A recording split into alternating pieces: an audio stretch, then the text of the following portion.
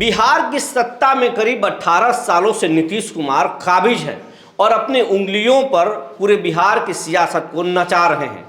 बिहार के राजनीति के चाणक्य भी कहे जाते हैं नीतीश कुमार। लेकिन हाल के दिनों में जो नीतीश कुमार की हालत हुई है वो चौंकाने वाली है।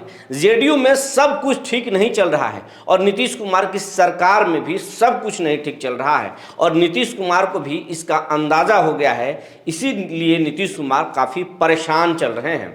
नीतीश कुमार को आप देख रहे होंगे हाल के सभाओं में टंग स्लिप हो रहा है, यानी उनकी जुबान फिसल रही है।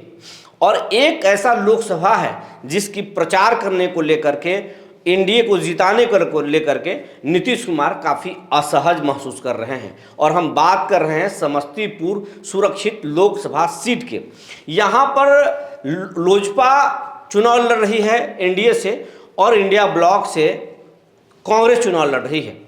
और यहाँ पर जो दोनों उम्मीदवार हैं दोनों ब्लॉक के, वो नीतीश कैबिनेट के 2 मंत्रियों के संतान हैं। हम बात कर रहे हैं सबसे पहले एनडीए के। तो एनडीए से यहाँ पर लोजपा चुनाव लड़ रही है और लोजपा के जो कैंडिडेट हैं शांभवी चौधरी, वो नीतीश के खासम खास कहे जाने वाले मंत्री अशोक चौधरी की बेटी हैं। वहीं इंडिया ब्लॉक से जो उम्मीदवार हैं सन्नी हजारी, वो महेश्वर हजारी, नीतीश कुमार के कैबिनेट के जो मंत्री हैं महेश्वर हजारी, उनके बेटे हैं। अब यहाँ पर नीतीश कुमार असमंजस में है कि हम किसको खुलकर जिताएं और किसको चुनाव हरा दें। वैसे तो महेश्वर हजारी के बेटे जो हैं वो विपक्ष में है और कांग्रेस के उम्मीदवार हैं, लेकिन अगर नीतीश कुमार वहाँ पर खुलकर लोजपा के लिए बैटिंग किए तो वो पार्टी में टूट हो सकता है, चुनाव के बाद बिखराव हो सकता है। ये नीतीश कुमार को भी मालूम है। और ये तो समस्तीपुर की बात हुई। ऐसे कई सीटों पर भी हालात बने हुए हैं। जैसे हम बात कर रहे हैं जहानाबाद सीट पर। जहानाबाद सीट पर जो उनके चंद्रेश्वर चंद्रवंशी जो कैंडिडेट हैं, उनका जेडीयू वहाँ से जो है खुलकर सहयोग नहीं कर रही है। संगठन के लोग भी बात नहीं मान रहे हैं और जेडीयू के कई ऐसे आधा दर्जन ऐसे सीट हैं जहाँ के उम्मीदवारों की हालात बहुत ख़राब है और संगठन के लोग उनको मदद नहीं कर रहे हैं या बीजेपी को भी जिस तरीके से सपोर्ट करना चाहिए था उस तरीके से सपोर्ट नहीं किया। हम पहले भी वीडियो में और अपनी खबरों में बता चुके हैं कि दल तो मिल गए, लेकिन दल के जो नेता हैं उनके दिलों का मिलन नहीं हुआ है।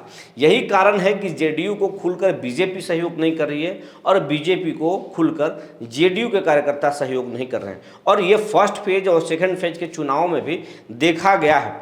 एक तो वोटिंग प्रतिशत कम हुआ है और उसके बाद जो वोटिंग प्रतिशत इजाफा भी हुआ तो बहुत ज़्यादा इनको फ़ायदा नहीं हुआ। और ये इंटरनल जो रिपोर्ट है, जो सर्वे है, उसके बाद से जो एनडीए का जो है जो नेता हैं, शीर्ष नेतृत्व हैं, उनका जो है होश उड़ा हुआ है। तो बताया ये जा रहा है कि नीतीश कुमार को यह एहसास हो गया है कि लोकसभा चुनाव में अगर परफॉर्मेंस ठीक नहीं हुआ, अगर उनकी पार्टी का परफॉर्मेंस ठीक नहीं हुआ, वो नहीं जीत पाए, उनके लोग नहीं जीत पाए तो या कोई चूक हो गई तो लोकसभा चुनाव के बाद सरकार पर संकट की घड़ी आ सकता है।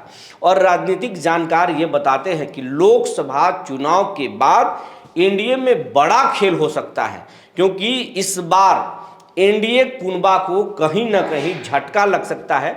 39 सीट वो जीतने की स्थिति में नहीं है, उनको नुकसान होगा और इंडिया ब्लॉक को फायदा होगा। और ये ऐसा अगर हुआ तो फिर बीजेपी जेडीयू को जरूर झटका देगी। और कई चीज़ों से बीजेपी नाराज चल रही है, क्योंकि जो नीतीश कुमार के जो अफसर लोग हैं, जो अफसरशाही है जिस तरीके से सरकार में, उससे भी जनता में बहुत ज़्यादा नाराज़गी है और वोट में कहीं ना कहीं उसका खामियाजा भुगतना पड़ रहा है। तो आपको हम ये जानकारी दे रहे हैं, आप ये नोट कर सकते हैं कि लोकसभा चुनाव के बाद बिहार में खेला हो सकता है, बहुत कुछ बड़ा हो सकता है और नीतीश कुमार के लिए कहीं से भी सही नहीं हो सकता है।